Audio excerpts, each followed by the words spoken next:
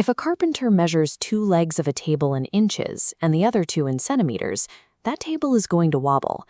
It's a basic rule of measurement. Nothing compares fairly until measured the same way. In machine learning, we often forget this rule. This table shows a sample from the UCI adult dataset.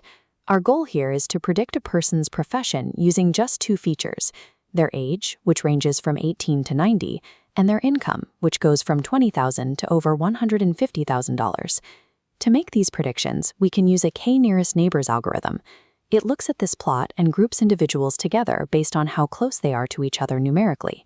It measures the physical distance between points on the graph to decide who is most similar. But because age is measured in double digits and income is measured in 6 digits, the scale is completely mismatched. Feeding these raw numbers into a distance-based algorithm creates a mathematical blind spot that causes the model to fail. Let's look at exactly how it fails. Here is person A, who is 30 years old and makes $50,000. And here is person B, who is 40 with that exact same income. On our graph, they are separated purely by a 10-year age gap, making them exactly 10 units apart. Now we add person C. They are also 30 years old, but they make $50,020. Compared to person A, that is a tiny $20 difference in yearly income.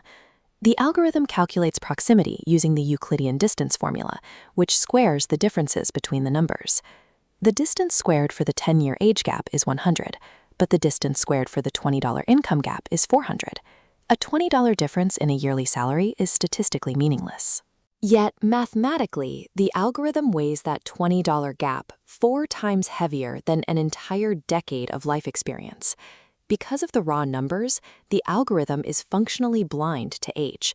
The larger scale feature swallows the smaller one, and income dictates the entire predictive outcome. To put all our features on an identical playing field, we use a process called normalization, specifically the MinMaxScaler. Here's the formula: x minus the minimum value divided by the maximum minus the minimum. When we apply this across our dataset, it takes the absolute lowest value in a column and makes it a 0. It takes the highest value and makes it a 1. The entire data cloud compresses into a perfect 0 to 1 square, keeping the relative distances between individuals completely intact. Let's test this out. Try to calculate the scaled age for person X. If they are 50 years old, and our dataset has a maximum age of 100 and a minimum age of 0, what is their new scaled value? The answer is 0.5. 50 minus 0 divided by 100. Now, whether we are looking at a 50-year age gap or a $50,000 income gap, both map perfectly to that same 0 to 1 scale, solving our Euclidean distance problem.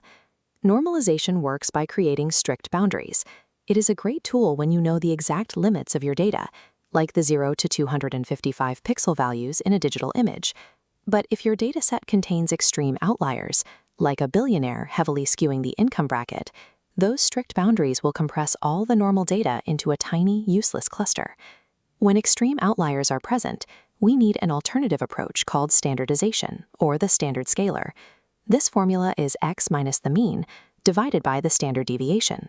Instead of trapping data in a box, standardization finds the average value, the mean, and locks it onto 0 on the graph. Then it spreads the rest of the data out evenly, so the variance is exactly 1. Unlike normalization, which enforces rigid minimums and maximums, standardization relies purely on the proportions of the distribution. There is no hard cap on how high or low a value can go. Because there are no strict boundaries, an extreme outlier will not compress the rest of your data. This makes standardization the resilient, go-to choice for algorithms that assume normal distributions, or for handling volatile real-world data. This side-by-side chart shows exactly how much scaling matters. On the left, our unscaled model creates rigid vertical boundaries, entirely dominated by income.